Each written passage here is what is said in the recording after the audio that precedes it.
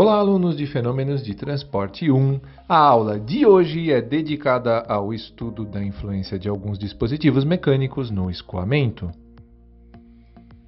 Nosso objetivo principal é equacionar o efeito da presença de máquinas no escoamento. Esse objetivo será atingido após entender o princípio básico de funcionamento de algumas máquinas, o conceito de eficiência e, por fim, o balanço de energia mecânica, incluindo as máquinas. Do ponto de vista prático, há duas situações comuns envolvendo as máquinas. Na primeira, há um fluido que não tem energia mecânica suficiente para uma determinada necessidade e precisamos fornecer energia mecânica a ele. Assim, é utilizada uma máquina, que chamaremos de bomba. Ela será responsável por esse acréscimo de energia. Pense em uma aplicação comum, como, por exemplo, a distribuição de água potável nos apartamentos em um edifício residencial. A concessionária de fornecimento de água garante o fornecimento de água na entrada do condomínio, que geralmente não tem energia mecânica suficiente para atingir todos os apartamentos, especialmente os que estão em andares mais altos. Qual é a estratégia, então? Armazenar água em um reservatório no térreo ou subsolo do edifício e bombeá-la para outro reservatório no topo do prédio, que alimentará, por ação gravitacional, as linhas responsáveis pelo suprimento de água para as unidades. No esquema, são indicados dois tanques em níveis distintos, pensando no reservatório no térreo e no reservatório na cobertura do prédio. Se há necessidade de alimentar o tanque no nível superior com líquido armazenado no tanque inferior, uma tubulação é instalada entre eles, além de outros componentes como válvulas e conexões. O líquido só irá do tanque inferior para o superior se dermos energia a ele, o que se fará pela ação da bomba indicada em cor azul. A segunda situação acontece quando o fluido possui energia mecânica e desejamos aproveitá-la, por exemplo, convertendo a energia mecânica em energia elétrica. Nessa última situação, usaremos para tal transformação uma máquina chamada de turbina. Um exemplo clássico é uma usina hidrelétrica. Indico um link na parte superior direita desse vídeo para um outro vídeo do YouTube que tem potencial de esclarecer como uma usina hidrelétrica funciona. Agora, voltando às bombas. Há muitos tipos diferentes de bomba, cada uma delas com características construtivas próprias e para aplicações específicas. Um exemplo de bomba largamente empregada é a conhecida bomba centrífuga, utilizada em inúmeras aplicações para o bombeamento de líquidos. Esse é um desenho esquemático simplificado de uma bomba centrífuga. As tubulações de entrada e saída foram suprimidas para facilitar a visualização. É possível identificar a entrada e a saída. Uma das partes principais da bomba é a voluta, que possui um canal interno que tem formato de semi-espiral por onde o fluido a ser bombeado escoará. O motor, geralmente elétrico, aciona o eixo da bomba que movimentará o rotor. Diversos elementos mecânicos, como acoplamentos, rolamentos, vedações, proteções mecânicas, fazem parte da bomba e não serão discutidas porque fogem do escopo dessa aula. Dentro da voluta há o rotor, peça que gira por estar presa ao eixo do motor e que é responsável por transferir energia ao fluido.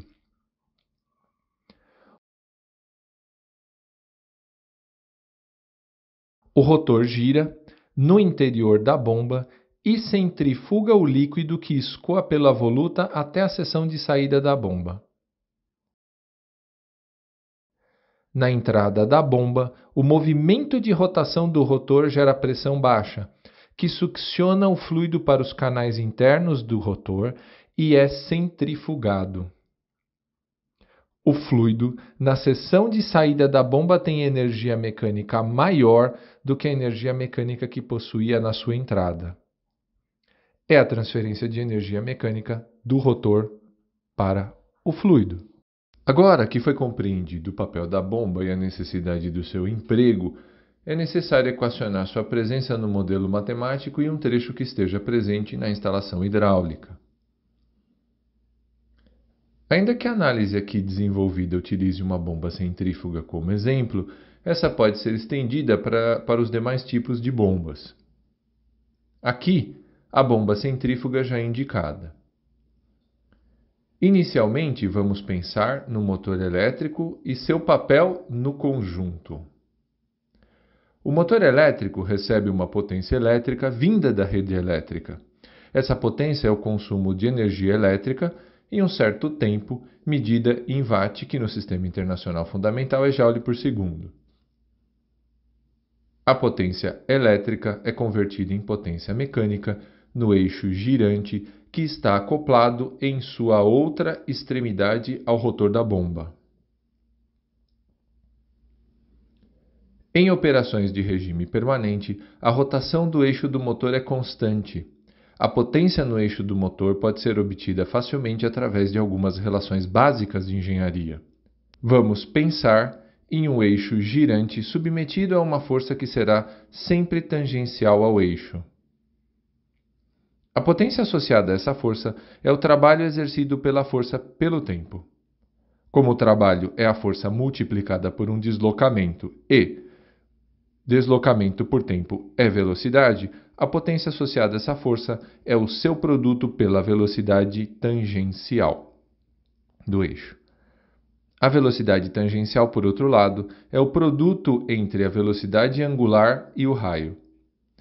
E o torque é a força multiplicada por um braço, nesse caso, o próprio raio do eixo. Manipulações indicam que a potência em um eixo girante pode ser obtida pelo produto entre o torque no mesmo e a velocidade angular. A potência do eixo é menor do que a potência elétrica.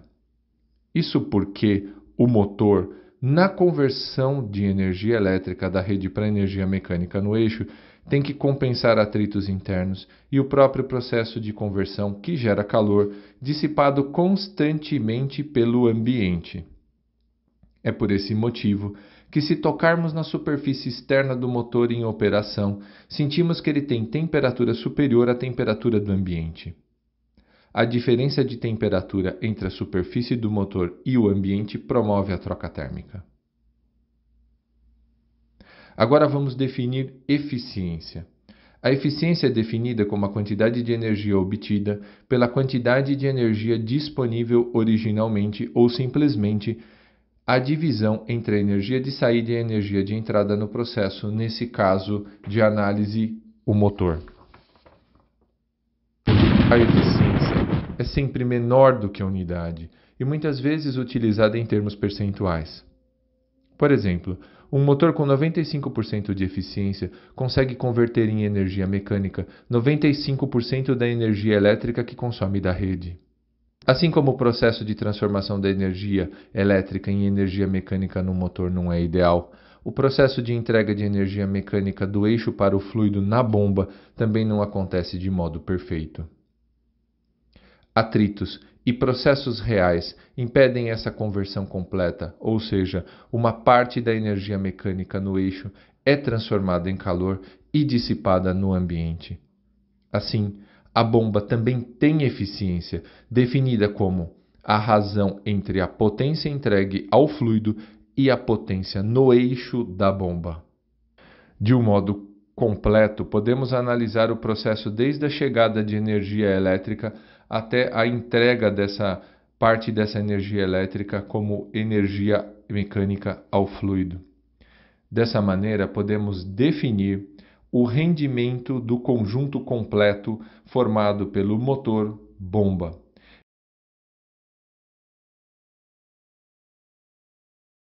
Agora é analisar o impacto da presença da máquina bomba no escoamento. Nosso volume de controle será a bomba com uma entrada e uma saída com as hipóteses simplificadoras indicadas. Definindo uma grandeza chamada carga como a razão entre a energia mecânica do fluido e seu peso, lembrando que energia no SI é joule e peso Newton, a carga tem unidade de comprimento.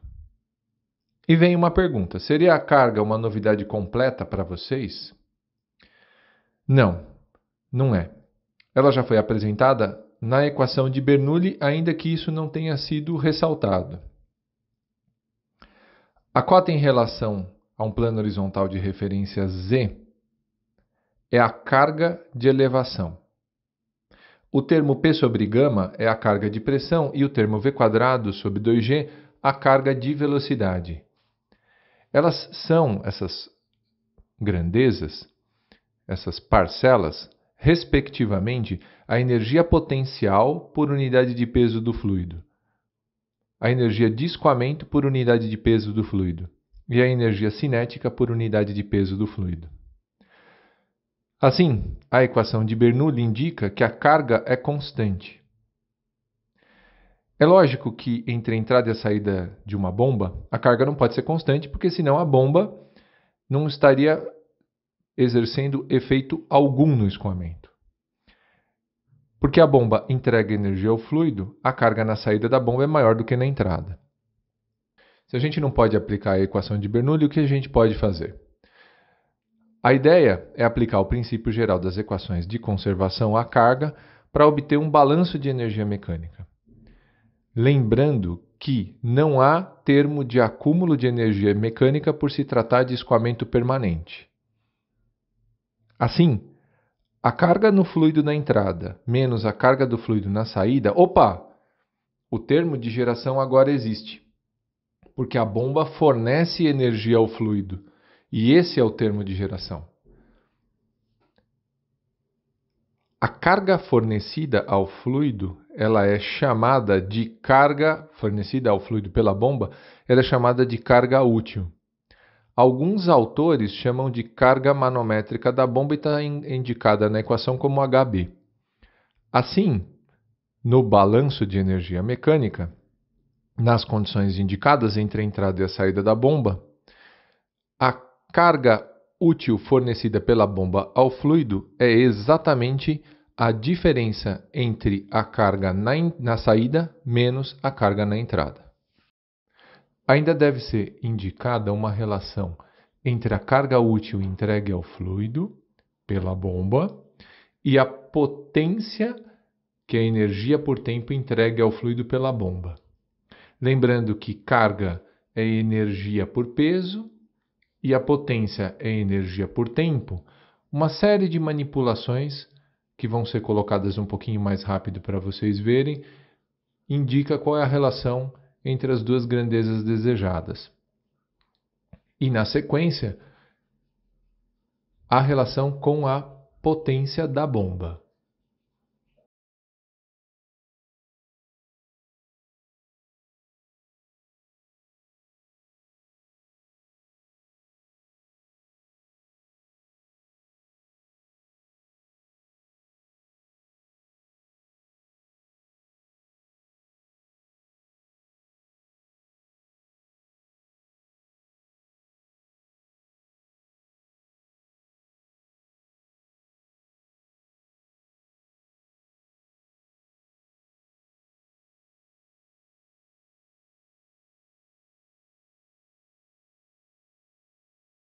E se a máquina for uma turbina? Bom, se a máquina for uma turbina, a gente tem que lembrar quando ela é usada. Ela é usada para aproveitar energia do fluido. Então, o fluido, ao passar pela máquina, vai entregar energia mecânica que vai girar o rotor da turbina. Ou seja, a energia mecânica na entrada da turbina, o fluido que está entrando na turbina, é maior do que a energia mecânica do fluido que está saindo da turbina. Por quê? Porque uma parte da energia na entrada, que ele carregava na entrada, vai ser entregue para o rotor da turbina. Então, a carga útil no balanço de energia para a máquina, nesse caso para a turbina, tem que ser indicada com valor negativo. Em função do caminho da energia na turbina, a potência entregue pelo fluido da turbina é menor do que a potência no eixo, e a potência elétrica é menor do que a potência no eixo, ou seja, existe um rendimento na turbina e um rendimento no gerador.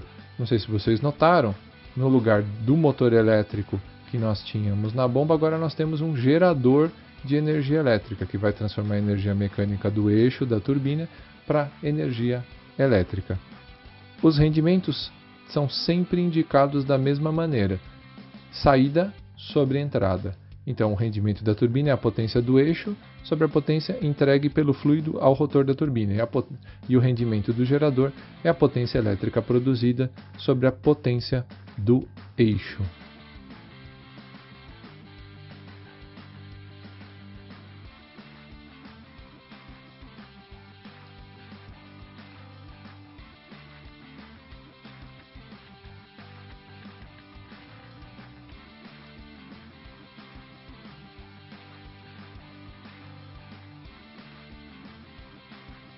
Prezados alunos, muito obrigado.